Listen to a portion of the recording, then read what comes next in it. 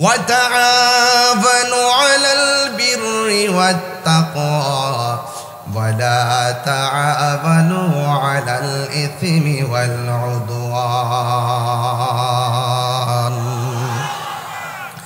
আল্লাহ রাব্বুল আলামিন বলেন, যারা ভালো কাজ করবে, যারা নেক কাজ করবে, যারা আল্লাহকে ভয় করবে, এদেরকে তোমরা সহযোগিতা করো।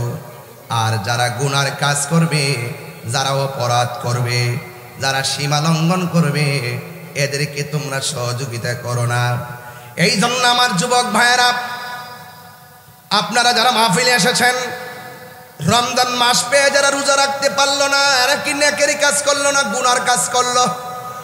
এই গুনার কাজ যারা করবে, এদেরকে সহযোগিতা করা যাবে না। ওয়ালাল উদওয়ান, আর যারা ওয়ালা তাবানু আলাল ইসমি ওয়াল উদওয়ান, আর যারা সীমা লঙ্ঘন করবে, এদেরকে সহযোগিতা করা যাবে না।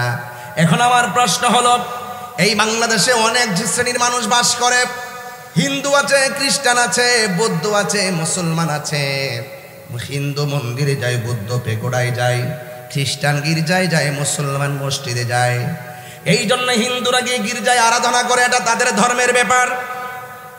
এ যুব, হিন্দুরা মন্দিরে গিয়ে আরাধনা করে, খ্রিস্টানরা গির্জায় গিয়ে আরাধনা করে, বৌদ্ধ পেগোড়ায় যে আরাধনা করে, এটা তাদের ব্যাপার। কিন্তু আমরা যারা মুসলমান রয়েছি, আমরা মসজিদের মধ্যে যাই। কিন্তু এই দেশের মধ্যে মসজিদ আসার আগে খানকা বানাইছেন। খানকা বানাইবার পরে যখন উপযুক্ত হয়েছে, তারা মসজিদ বানিয়েছেন। প্রথম গোপনে গোপনে আল্লাহর জিকির করেছেন, সন্তানের আকিকা করেছেন। বুরহানুদ্দিন আকিকা করেছেন, গৌর গোবিন্দ বুরহানুদ্দিনের সন্তানের আকিকার বিরুদ্ধে দাঁড়িয়ে গেছে। আর বাবা শাহজালাল আল্লাহু আকবার ধ্বনি দিয়ে গৌর গোবিন্দের বিল্ডিং ফাটিয়ে দিয়েছেন। এই জন্য এত সহজ ছিল না। এখন হালি শহরে ঘরে ঘরে আকিকা করে, কোনো বাধা নাই।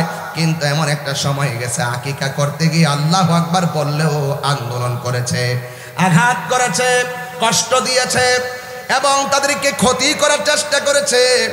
এই সমস্ত আল্লাহর ওলিরা এই বাংলাদেশের মধ্যে আইসা তারা সুন্দর করে ইসলামটাকে রন্ধ্রে রন্ধ্রে প্রচার করিয়া জান্নাতের বাগান সাজাইয়া আরাম ফরমাইতেছেন। আজকে দেখা যায় অনেক মানুষ ওই আল্লাহর ওলির মাজার গুলাকে ভাঙ্গার জন্য মাঠের মধ্যে নেমেছেন। আপনারা জবানটা খুলে বলেন, এটা কি ভালো কাজ না সীমা লঙ্ঘন? আরো জোরে কোন, যারা মাজার ভাঙলো, এটা কি ভালো কাজ না সীমা লঙ্ঘন? আল্লাহ রাব্বুল আলামিন বলছেন, যারা সীমা লঙ্ঘন করবে, এদেরকে তোমরা সহযোগিতা করো না। এই জন্য যুবক ভাইরা আমার, কনসেপ্টটা ক্লিয়ার করেন। যারা ভালো কাজ করে, এদেরকে সহযোগিতা করবেন। আর যারা সীমা লঙ্ঘন করে, গুনার কাজ করে, এদেরকে সহযোগিতা করা যাবে না। এই জন্য আল্লাহ রাব্বুল আলামিন শুধুমাত্র খানকার মধ্যে তাসবিহ জপবেন আর আল্লাহ আল্লাহ জিকির করবেন, আর মনে করবেন এটার নাম ইসলাম। না না, এটার নাম শুধু ইসলাম না। খানকায় বসে বসে তাসবিহ জপবেন, ঠিক আছে, এটার নাম যেমন ইসলাম। আমার নবী হেরা গুহায় ধ্যান করেছেন, এটার নাম যেমন ইসলাম। কিন্তু আমার নবীর 63 বছর জিন্দেগি তালাশ করে দেখো, আমার নবী খানকায় বসে থাকে নাই। 23 বার আমার নবী হাতের মধ্যে তলোয়ার নিয়া ময়দানে নেমে গেছেন, আর পিঠের মধ্যে রক্ত মুবারক ঝরিয়েছেন, রক্ত মুবারক শহীদ করেছেন।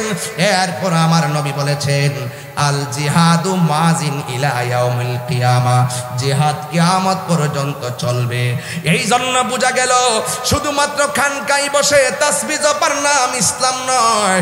মাঝে মাঝে তলোয়ার নিয়া বাতিলের বিরুদ্ধে হকের লড়াইয়ে হকের পতাকা আসমানে তুলে ধরার জন্য মাঝে মাঝে জীবন দেওয়ার নাম সুন্নত। কথা বলেন ঠিক কিনা? এই জন্য আল্লাহ রাব্বুল আলামিন বলছেন, ওয়াকাতিলু ফি সাবিলিল্লাহিল্লাযীনা ইউকাতিলুনাকুম ওয়ালা তা'তাদু ইন্নাল্লাহা লা ইউহিব্বুল মু'তাদিন। আর জবান খুলে কোন আল্লাহু আকবার। আল্লাহ রাব্বুল আলামিন বলছেন কি জানেন? তোমরা আল্লাহ তাআলার পথে সেসব মানুষের সঙ্গে লড়াই করো যারা তোমাদের সঙ্গে লড়াই করে। সুন্নিরা কখনো গায়ের উপরে উপরে ঝগড়া করে না, যেমন দেখেন আজকের মাহফিলটা বাধা না দিলে মানুষ থানায় যাওয়ার প্রশ্নই আসে না। হয়তো তাদেরকে দাওয়াত দিতেন খাওয়ার জন্যে, বাধা দেওয়ার কারণে তারা ঘর থেকে বের হয়ে নেতৃবৃন্দ নিয়ে সেখানে গিয়ে বোঝানো লেগেছে। এই জন্য যদি কেউ গায়ের মধ্যে পড়ে তাইলে আপনি আমি সকলে তার প্রতিবাদ করা লাগবে। সুন্নিদের জীবনে কাহারও গায়ের উপরে পড়ে ঝগড়া করে নাই। আল্লাহ রাব্বুল আলামিন বলেন, যদি তোমাদের উপরে কেউ যুদ্ধ বাঁধাইতে চেষ্টা করে তোমরা ঘরে বসে থাকবা না, ওই বাতিল অপশক্তির বিরুদ্ধে তোমাদেরকে ময়দানে নামতে হবে। তবে খবরদার তোমরা সীমা লঙ্ঘন করবে না, কারণ সীমা লঙ্ঘনকারীকে আমার আল্লাহ পছন্দ করে না। কথা বলেন ঠিক কিনা?